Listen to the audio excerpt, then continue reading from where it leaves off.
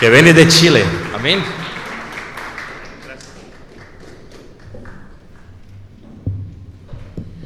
Bueno, Dios les bendiga. Buenas tardes ya.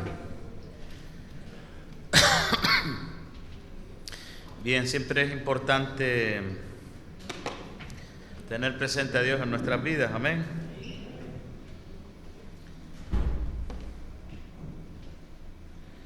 Muy bien, vamos a orar entonces. Uno de los problemas que tienen las personas que tienen que compartir la palabra del Señor es que se encuentran con un dilema muchas veces, o por lo menos a mí me pasa, donde tienes que llevarle un mensaje a la congregación y a veces digo, ¿qué les voy a decir? Si escuchan palabra todos los días y siempre buscamos una palabra que sea pues una revelación, algo que realmente cale y llegue a los corazones de los creyentes. Y nosotros en Chile, por ejemplo, tenemos la costumbre de predicar por tema. Entonces ponemos un tema para el mes y en ese mes estamos hablando continuamente sobre la palabra que el Señor nos haya mostrado pues en el mes. Y en mi caso, vengo de Chile, ya vieron un poco del trabajo que se está haciendo allí con el tema de SOS. El tema que tenemos para este mes es ¿qué diremos? Y muchas veces nos vemos en la situación de qué le vamos a decir a la congregación, o cuando nos vemos delante de una situación, ¿cómo vas a actuar? Puedes actuar como un creyente, o puedes actuar como un gentil, o puedes actuar como un publicano. Porque a veces te vas a tener que mostrar como un creyente, actuar como un creyente, y cuando el enemigo te diga, oye, pero tú eres creyente, ¿verdad? Le dirá, no, yo no lo soy. Y nos comportamos como gentiles, que fue lo que le pasó un poco a Pedro cuando se vio en aquella hoguera. Fue a calentarse y Jesús estaba siendo juzgado en el Sanedrín, y los hombres empezaron a discernir que él hablaba como aquellos y le dijeron, oye, tú también eres de ese Mesías, ¿no? De ese que se hace llamar a Jesús de Nazaret. Y entonces Pedro, ya cuando le vio los dientes al lobo, empezó a negar y a decir, no, yo no lo conozco. Y sin embargo, anteriormente él había dicho que estaba dispuesto incluso a dar la vida por su maestro. Lo que quiero deciros con esto es que cuando nos vamos a ver como creyentes en situaciones donde tenemos que mostrar realmente quiénes somos, ¿qué vamos a decir cuando Dios nos demande algo a nuestras vidas? Porque yo creo que en esta congregación todos oran al Señor, amén.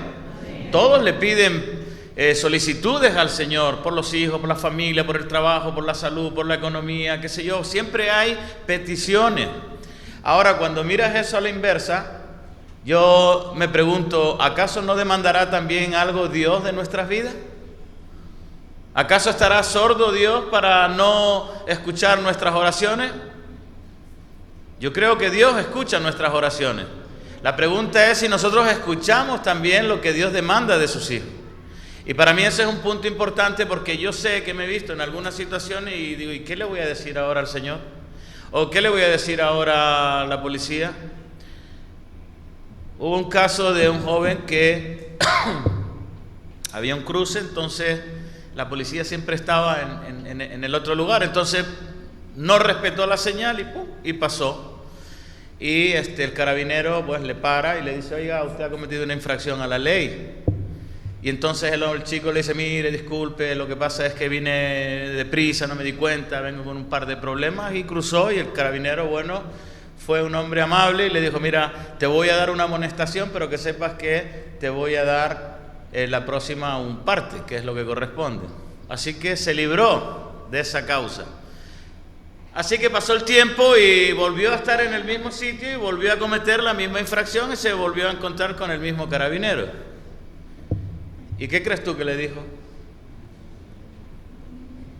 No, discúlpeme, soy de Remar, tenemos casas hogares, tenemos casas de niños. Y empezó a justificarse con un montón de historias, sabiendo que él había cometido una infracción que anteriormente ya había sido amonestado para no ser castigado con la ley que decía que el que infrinja la ley tiene que ser, bueno, pues sancionado.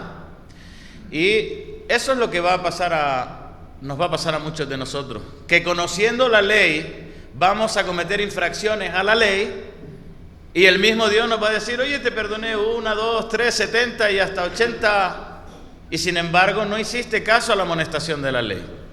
Entonces, ¿qué pasa? Que abusamos de la gracia, pensando de que Dios nos las va a perdonar todas, y Dios no las va a perdonar todas. Eso yo te lo puedo garantizar. Y hay muchas partes en la Biblia donde vamos a encontrar que Dios nos va a perdonar. El Padre Nuestro es un ejemplo que dice que si no perdonáis a los hombres sus ofensas, vuestro Padre tampoco perdonará las vuestras. Ahora pregúntate, ¿he perdonado la deuda de mi hermano cuando me ofende, cuando me roba, cuando me miente? ¿Le he perdonado o no? Si conociendo la ley cometemos infracciones a la ley, cuando se acaba la gracia, viene a ejecutarse. Amén. Padre, damos gracias en esta mañana, Señor, que Tú estás con nosotros en medio de Tu pueblo, Señor, que hables al corazón de Tu pueblo, Señor, y le instruyas, le hables, le amonestes, y que puedas abrir los ojos de la fe para que podamos ver los errores que a veces ni entendemos ni vemos. Bendícenos, Señor, en este lugar, en el nombre de Jesucristo. Amén. Bueno, lo que te decía es que muchas veces nos vamos a encontrar con esa situación donde no sabemos qué vamos a decir ante la ley, ante la esposa, cuando el hombre es pillado en infidelidad, tiene que andar inventando, no sé, en tantas situaciones donde tendremos que buscar la verdad y hablar la verdad, porque nada se puede contra la verdad sino con la verdad. Si usas la mentira, ya sabes a quién pertenece, ¿no? Porque el que usa la mentira es de su padre el diablo. Los hijos de Dios tienen que usar la verdad. Entonces, ¿qué vamos a decir ante las situaciones? ¿Cómo reaccionamos nosotros cuando Dios demanda algo de nuestra vida? ¿Cómo vas a reaccionar? ¿Qué le vas a decir? ¿Te vas a justificar?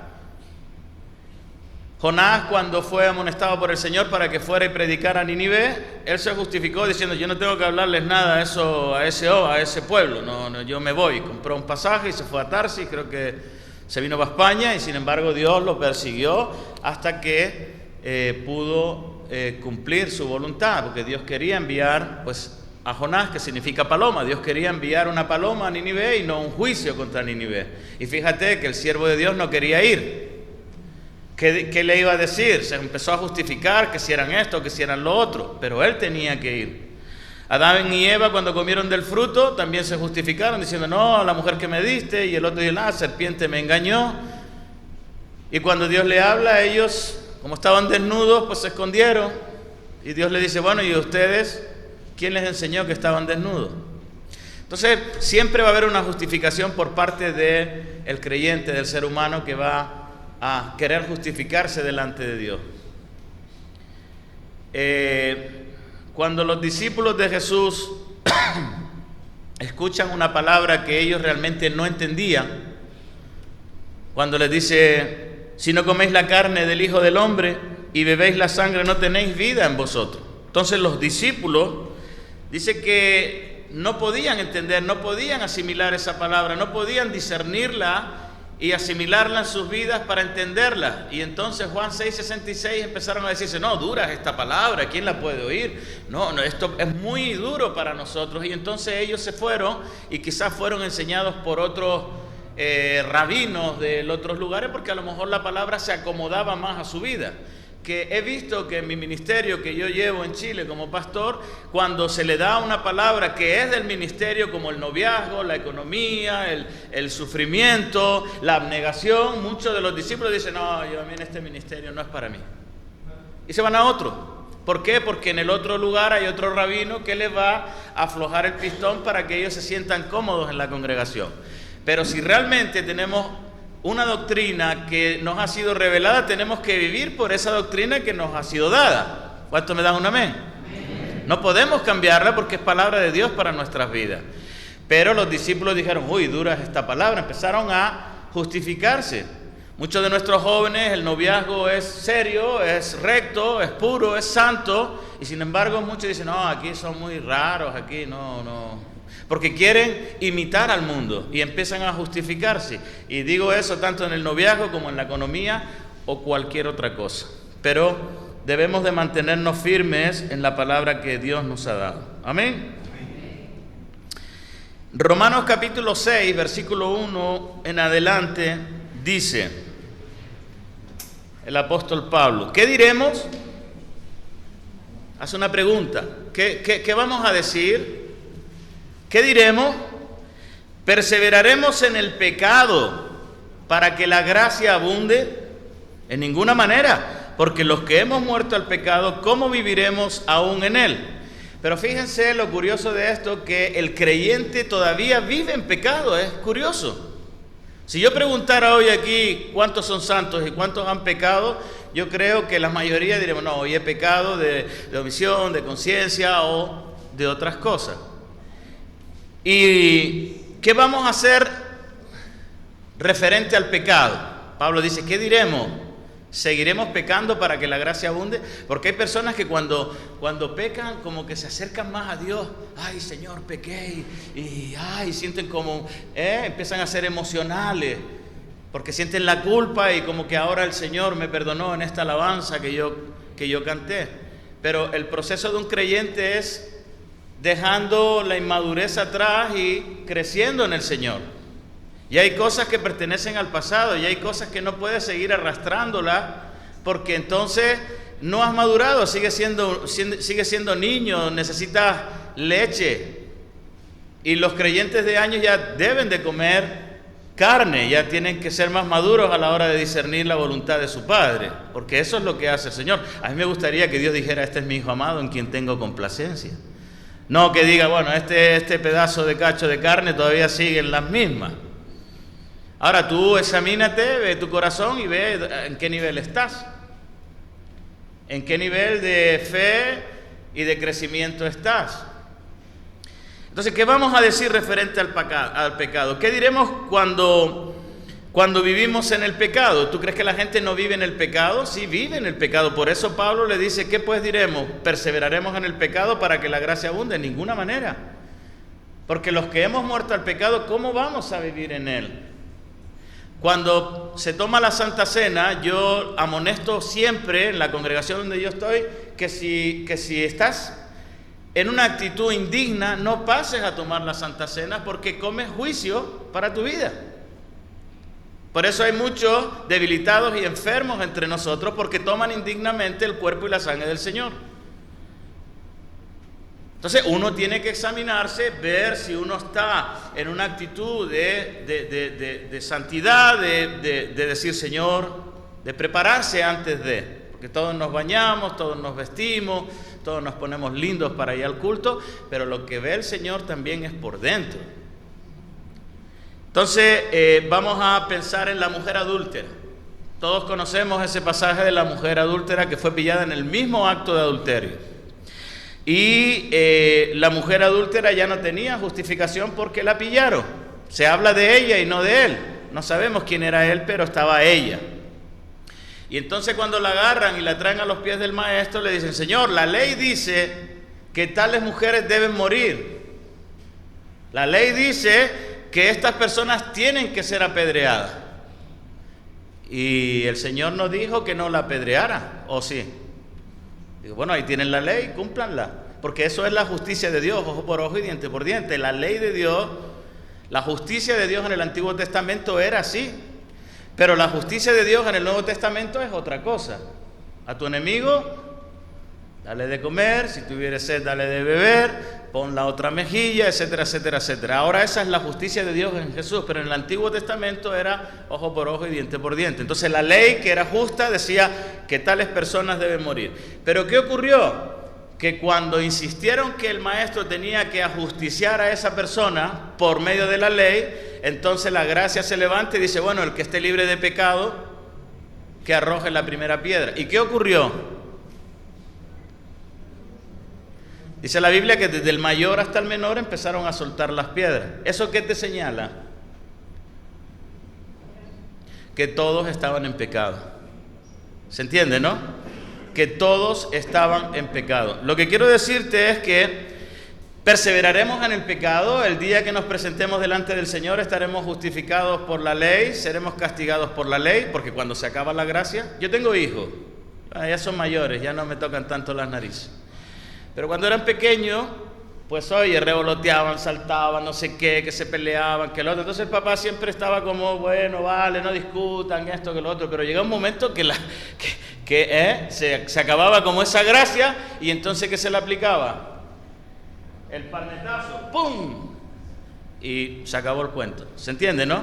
Bueno, pues la ley de Dios es un poco así, cuando no abusemos de la gracia, no tenemos libertad para vivir en ese libertinaje del pecado. Tenemos que aprender a vivir en la libertad en Cristo, pero no usar la libertad como un pretexto para hacer lo que nosotros queramos en el Señor. Y yo te puedo decir que en Chile, en donde yo ministro, hay mucha convivencia, por ejemplo. Yo les digo, oye, ¿cómo puedes pasar a tomar la Santa Cena si estás en convivencia? Pastor, lo que pasa es que yo todavía no me he divorciado. Pues no tomes. No es mejor que no tomes a que estés tomando si vives en pecado.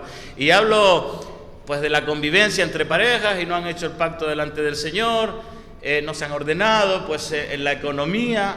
Conozco personas que viven con una pareja y no quieren, por no perder la paga del gobierno que les da, dicen, no, si te casas pierdes la paga. Imagínense, por no perder la paga prefieren vivir en pecado delante del Señor. ¿Qué le vas a decir cuando Dios demande de ti algo? Porque Dios va a demandar. Amén. Deuteronomio capítulo 10, versículo 12. Dice, ahora pues Israel, ¿qué pide Jehová tu Dios de ti? O sea, Dios va a demandarnos algo. Y dice que cuando Dios demande algo, que esto que te voy a leer ahora, nosotros tenemos que responder. ¿Qué le vamos a decir? ¿Qué es lo que demanda? Que temas a Jehová tu Dios que andes en todos sus caminos y que lo ames, y sirvas a Jehová tu Dios con todo tu corazón y con toda tu alma, que guardes los mandamientos de Jehová y sus estatutos que yo te prescribo hoy para que tengas prosperidad. O sea, el Señor nos está demandando algo, y ante eso, ¿cómo le vamos a responder? Por ejemplo, dice, cuando andes en todos sus caminos. ¿Tú crees que solo hay un camino? ¿O no? O sea, el camino, la verdad y la vida. Entonces, solamente hay un camino, que es a través de Jesucristo, que podemos entrar a la entrada del Padre, porque Él rasgó el velo y podemos entrar. Pero en ese camino, luego hay otros caminos, en el sentido que dice que el que quiera seguir a Jesús tiene que seguir sus pisadas, ¿cierto? Ahora, dentro de sus pisadas vas a tener que pasar por el Calvario. Dentro de sus pisadas vas a tener que andar por las calles predicando el Evangelio. En ese Evangelio de Jesucristo, en ese camino, tendrás que sufrir la traición de tus propios hermanos, la abnegación de tus propios hermanos, el verte solo ante muchas situaciones. Es decir, dentro de ese camino va a haber esas pisadas del Maestro en diferentes situaciones de la vida. Y muchos van a decir, no, yo no estoy dispuesto a sufrir, yo no estoy dispuesto a padecer, o yo no estoy dispuesto a renunciar. Por eso dice que el camino del Maestro es estrecho, ancho y estrecho es el camino que te lleva a la salvación, y espacioso el que te lleva a la perdición. ¿Por qué? Porque dentro del camino estrecho que nos marca el Señor hay señalizaciones que nosotros debemos de cumplir. ¿Y cómo nos vamos a justificar? ¿Qué le vamos a decir al Señor? Que estaba cansado, Señor, y tuve sueño y me quedé dormido, pero no te dije que velara. No te dije velar. Y velar no era orar, velar era a ver por dónde venía el enemigo. Pero estaban tan cansados, está lleno de sueño, que se durmieron. ¿Qué hacéis dormido? ¿No habéis podido velar una hora? Y entonces ahí le dice, velad y orad para que no entréis en la tentación. Porque a la verdad, la carne es débil, pero el espíritu siempre está dispuesto. Yo una vez quise justificarme con el Señor de esa forma. Había cometido una infracción personal mía, y entonces empecé a justificarme en oración, diciendo, Señor, tú sabes que soy de carne, a veces no actúo de la manera que a ti te agrada. Empecé como a justificarme y usaba versículos como ese.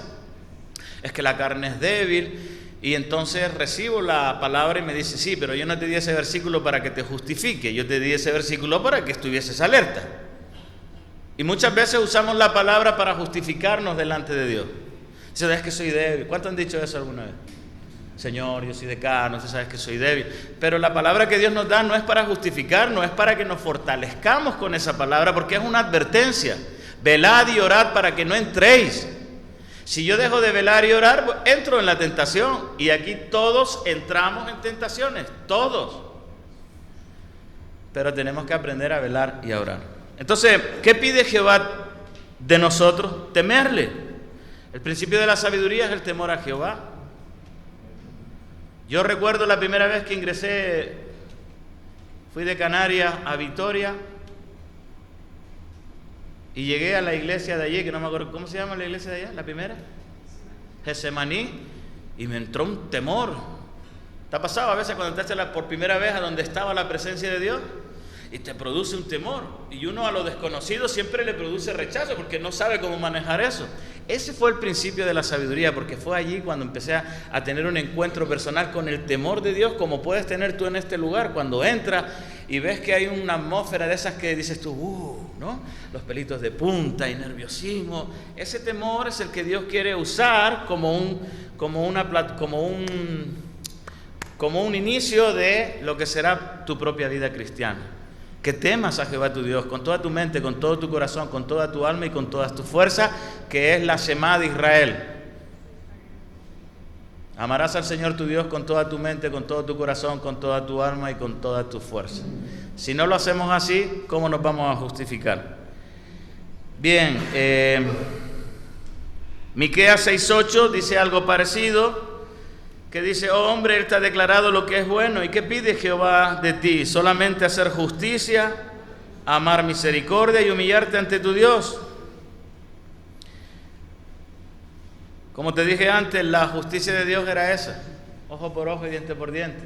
Pero ahora en la gracia es dar tu vida por los demás.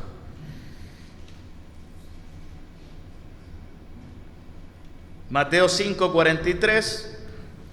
Oísteis que fue dicho: amarás a tu prójimo y aborrecerás a tu enemigo, pero yo os digo: amad a vuestros enemigos, bendecid a los que os maldicen, haced bien a los que os aborrecen y orad por los que os ultrajan y persiguen, para que seáis hijos de vuestro Padre que está en los cielos, y que hace salir el sol sobre malos y buenos, y que hace llover sobre justos e injustos. Porque si amáis a los que os aman, ¿qué recompensa vais a tener? ¿No hacen también lo mismo los publicanos? Y si saludáis a vuestros hermanos solamente, ¿qué hacéis de más? ¿No hacen así también los gentiles? Sed pues vosotros perfectos, como vuestro Padre que está en los cielos es perfecto. Es decir, la perfección viene como al contrario de lo que nosotros pensamos. No, a ese no le vamos a dar de comer, a ese no le vamos a vestir porque es malo. Sin embargo, cuando el hijo pródigo llegó arrepentido a la casa del padre, ¿qué le dijo el padre a su siervo? ¿Qué le dijo el padre a su siervo? Poner el anillo en su dedo, calzado en sus pies, darle de comer y hacer fiesta, porque mi hijo muerto era y ahora vive, ¿cierto? Esa es la perfección de Dios. Y nosotros como siervos de Dios hemos sido llamados, y por eso hacemos todo el trabajo que hacemos de a los hijos pródigos que un día se rebelaron contra el Padre y dijeron: yo no quiero vivir de esta forma ni de esta manera, eres muy estricto, Dios, muchas leyes, muchas normas, y nos perdimos en el mundo. Y cuando volvemos los siervos, lo que hacemos es ayudar al prójimo, porque son hijos también de Dios. Pero ¿y qué vamos a decir? No, mucho trabajo para mí. Así que la perfección viene cuando recorremos estos tramos en obediencia en Jesús. Amén. Bueno,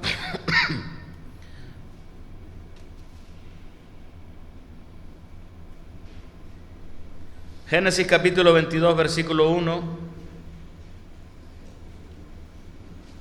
Dice que aconteció después de estas cosas que probó Dios a Abraham y le dijo a Abraham, y él respondió: heme aquí. Y dijo: toma ahora tu hijo, tu único, Isaac, a quien ama, y vete a la tierra de Moriah y ofrécelo allí en holocausto sobre uno de los montes que yo te diré. Qué solicitud más terrible. Yo desde que conocí al Señor, lo comenté ayer en la parte de la palabra que di. Cuando mis hijos nacieron, yo oré por ellos. Después de que dio a luz mi esposa, oraba por ellos y decía: Señor, aquí está, gracias. Cuando pasó el tiempo, los presenté en la congregación a los 8 días. Otra vez: Señor, aquí están tus hijos. Señor, yo los consagro para que crezcan y maduren en ti. A los 15 tuvieron, digamos, su primera misvá, creo que le llaman, donde subieron al altar y tuvieron que leer su primer capítulo. Todavía andan por ahí revoloteando, pero es el orden, ¿no? Pero yo decidí de mi corazón entregarlo, porque por gracia los había recibido y por lo tanto de gracia los tengo que entregar. Cuando Dios le pide a Abraham, sacrifícame a tu hijo, ¿qué crees tú que le estaba pidiendo? El fruto de sus entrañas. Ahora pregúntate tú, ¿a quién sacrificas tus hijos? ¿O crees que Dios no quiere que tú entregues a tus hijos en el altar? ¿Crees que es solo una ceremonia de subir aquí como el Rey León y decir ¡Simba! Y qué bonito, y le echamos la foto y luego no... ¿Crees que es eso? No, es un pacto que tú estás haciendo delante de Dios. Y si tú estás diciendo, Señor, yo te entrego a mi hijo en el altar, estás ofreciendo un pacto, estás haciendo algo que no es menor. Pero ¿qué pasa si Dios te pide a tu hijo? ¿Lo vas a entregar al Dios Mamón? ¿Al mundo, que sea un buen abogado, que gane buenos recursos y que luego se pierda? O decirle, Señor, aquí está mi hijo, úsalo para gloria y honra de tu nombre, porque sé que aquí nunca le va a faltar el sustento ni el abrigo y Dios tendrá cuidado de sus hijos. Y eso es vivir por la fe. Como decía el apóstol Pablo, lo que antes vivía en la carne, allá, ahora lo vivo en la fe del Hijo de Dios. Es decir, todo lo que yo quería allí, ahora lo tengo aquí, pero en la fe del Hijo de Dios. Y Dios es bueno para con sus hijos, para con su pueblo. ¿Qué pasa si tu hijo te lo pide el Señor? ¿Qué le dirás? Tengo proyectos para él será un buen médico, un buen abogado, un buen no sé qué. Él será un buen recaudador de recursos. Le dirás, Señor, heme aquí, como hizo esta que Ana fue la que le dio el hijo y luego lo entregó y luego se convirtió en un profeta de Dios. Tú tienes que decidir qué hacer con tus hijos. No, ¿cuántas familias no habré visto yo que se restaura el hijo? Mi hijo muerto era y ahora vive, y luego resulta, dice, hijo, ya tienes que salir de remar porque hemos encontrado un trabajo. Y encima en una botillería. Un alcohólico me pasó el caso de que se restauró y le digo, y bueno, ¿y a dónde vas a ir ahora? Dice, no, es que voy a un negocio familiar. ¿Y qué negocio es ese? Dice, no, una botillería que tiene mi familia. Digo, pero ¿cómo? Si eres alcohólico te vas a meter en una botillería. Por último, búscate otro trabajo, ¿no? Para que vean un poco cómo Dios a veces nos demanda, nos restaura, nos saca para que luego seamos herramientas útiles en sus manos. Y sin embargo nosotros nos justificamos diciendo a saber qué cosa. Así que todo en el Señor tiene un propósito, todo en el Señor tiene un sacrificio, todo tiene una entrega y todo tiene una renuncia. Yo no sé qué te habla a ti el Señor, pero a mí sí me habla de esa forma. Y bueno, termino con uno que es muy controversial, que es en Marcos capítulo 10, versículo 21, donde un hombre vino corriendo, tenía insatisfacción en su vida, se postró a sus pies arrodillado y le dijo, Maestro, ¿qué he de hacer para ser salvo? ¿Conocen ese pasaje? Ya saben de quién hablo, ¿no? Entonces Jesús mirando le dice, le amó y le dijo, mira, una cosa te falta. Anda, vende todo lo que tienes y dáselo a los pobres y tendrás tesoro en el cielo. Y ven y sígueme tomando tu cruz. Pero él, afligido por esta palabra, se fue triste porque tenía muchas posesiones. Y aquí hablamos de la economía. Ahora, ¿cuál era el mandamiento que este joven rico no estaba cumpliendo? Porque dice, Señor, porque el maestro le dijo, bueno, los mandamientos tienes, cúmplelos. Y él dice, no, yo los cumplo todos desde mi juventud. Y entonces le da esa palabra y le dice, bueno, pues todo lo que tienes, véndelo y dáselo a los pobres. Pero ¿cuál era el mandamiento que el joven rico no cumplía? ¿Cuál? La semana dice, amarás al Señor tu Dios con toda tu mente y con todo tu corazón. Ahora, cuando tú ves que el corazón de él no estaba todo para el Señor, estaba parte para su economía y no estaba dispuesto a renunciar a ella. Por eso no estaba cumpliendo la semá de Israel. Y el Señor le tocó el punto y le dijo, bueno, pues si tú dices que cumples toda la ley, no estás cumpliendo esa. Es curioso porque cuando el diablo tentó a Jesús en el desierto, le dijo, oye, si tú postrado me adorares, todos estos reinos serán tuyos. ¿Y qué le dijo Jesús al diablo? Al Señor tu Dios adorarás y Él solo servirás. O sea, no se dejó vencer por esa tentación de la riqueza y de la economía. Entonces, ¿qué pasa si el Señor te demanda economía? ¿Qué pasa? Cuando tienes 20 euros aquí y tienes que tirar en la ofrenda y sientes que ¿te ha pasado? Que a veces dices, no, suéltalo, y dices tú, chuta, pero ¿y el café para luego? ¿No? ¿No te ha pasado? A mí me pasa, o sea, no creo que seas tú mejor que yo. Y estás pensando, pucha, si los he hecho, luego no tengo para esto, y empiezas como a echar cálculos, ¿no? Y luego nos ponemos, oh, la viuda pobre echó todo lo que tenía. Yo soy de los que pienso que aquella mujer que echó todo, el Señor no la dejó luego sola. ¿Se acuerdan de esa, la viuda que echó 2 blancas? Yo creo que después de que la echó y el Señor la observó y le dijo, ¿habéis visto lo que ha hecho? Aquellos dieron de lo que les sobraba, pero ella echó de todo lo que tenía. Yo estoy seguro, esto es una percepción mía personal, no es una... Yo creo que luego el Señor, por otro lado, le dio el doble, o el triple, o lo que sea, porque el Señor no es injusto para olvidar los sacrificios que hacemos. Amén. Bien, nos ponemos de pie y oramos. Señor, damos gracias por esta congregación, por José Jesús y Rebeca, que nos han dado la bendición de compartir tu palabra. Que sigas haciéndolos prosperar, Señor, y que sigan siendo generosos como lo han sido siempre, ayudando al prójimo, al necesitado, y que seas tú, Señor, respaldando la obra de tus manos con tus hijos que vienen todos los días, todas las semanas, durante el año en esta congregación. Te honramos, Padre, en el nombre de Jesucristo. Amén. Que Dios te bendiga.